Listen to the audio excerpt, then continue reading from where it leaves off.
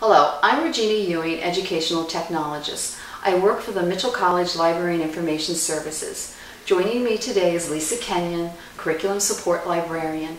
She's here to share her experience using the social networking tool, Ning. She adapted this application for an ability-based education mini-grant course that she co-taught with Assistant Professor Ken Kuzmich. Welcome, Lisa. First, Lisa, could you give us a brief description of the course?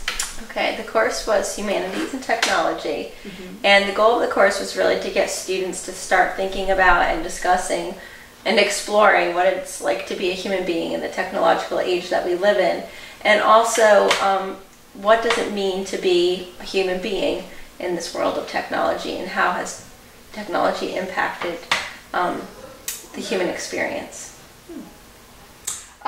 Could you tell us a little bit about the student population? Yes, the students, it was a 199 communications course, and we started with 9 students, we ended with 6, and they were all at the junior and senior level. Okay. And now let's talk about Ning. Could you give a brief description of Ning for us? Sure. Ning is a social networking site. It basically allows the user to create their own network where they can invite people in. So we had a site where each student in the class had an individual profile, very much like Facebook, and then they were invited to join the group. Once they were part of the group, it had multiple features such as a blog, a forum where you can post announcements, share documents, allows you to upload photos and videos, and you can pay for a further subscription, which allows you the chat option, which we did because we conducted the class in an online chat fashion for 4 sessions throughout the semester. Oh, very good. What did you see the benefits of using this tool in the course? Well, it was a perfect match for the course because the focus was on technology, and we were also assessing on communication ability as well as ICT literacy ability. So this was another way to introduce a communication technology into the course. It also was beneficial because students really liked it. They liked the opportunity to chat and use a social networking site to communicate, so it made it kind of fun. It was also very easy to use, easy to set up, so there wasn't a ton of work or training involved. Oh, that's nice. What were some of the problems that you experienced with Ning?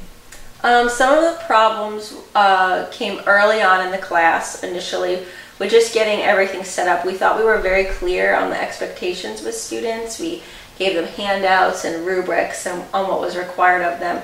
Each student was assigned readings, and then they had to make a blog posting for the reading. So they had to summarize and ask challenging questions that their peers would then comment on. For some of them, they were posting their blog in the forum section, or people would be going to the forum and responding and not looking at the blog. So we had to do a lot of clarification multiple times to get them to understand what was required and what was, announcements and other aspects of communication they could use, but really what was required of the class. So there was a little confusion with that. Also, because they are so used to social networking and being social online, that we got a lot of that instead of course content. A lot of times students would just put a very brief response to a student, like great job or something, but they didn't answer the questions that the student had posed in their blog, or they weren't engaging with the class content like we wanted them to. And they were asked to use supporting evidence from the reading, and they would give very brief responses. So they thought, oh, I did my blog, response for the week, that was it, where it really needed to tie in more content. Oh, okay. Could you summarize for us the student evaluations of the course? Overall, students seemed pretty happy with the course and with the use of Ning. One of the major criticisms that was across the board was the choice of book for the course. They thought that the reading was a little bit difficult, and I think for some of them that's where the issue came in with the responses that we were seeing on the blog as well, because for some of them that reading was very challenging, and I think they had a difficult time responding. Some of the students really liked the online chat, which I thought brought out some students that didn't participate in class, while there was a couple of them that said that they thought the chat was too fast-paced and they didn't really enjoy having class in a chat format. Lisa, would you use Ning as a tool again? Yes, I think I would, and I'd like to experiment with a different course, maybe with different course content. I think that students like it because they're familiar with it and it's easy to set up. It does have a lot of potential. I also really liked it for the assessment purposes because you could go back and document and see what students had done over the semester. It was very easy to take a rubric and say, you know, did you meet this criteria? And the evidence is all there because it's online. So that was a really nice quality to using it. I would probably do some things a little bit differently, the way that I divided up the responsibilities of the students, or maybe what the expectations were, maybe just focus on the blog piece and not have so many other components. It might have been too much at one time. That kind of brings me into the next question, and I think you might have answered it. What advice, do you have any additional advice that you would offer to colleagues if they were going to use this tool? Well, one thing I would advise is to hold the class in a lab. We were able to use a lab as a classroom for the entirety of the class, which allowed us to do ongoing training, check in with the students, make sure that they understood how to use everything.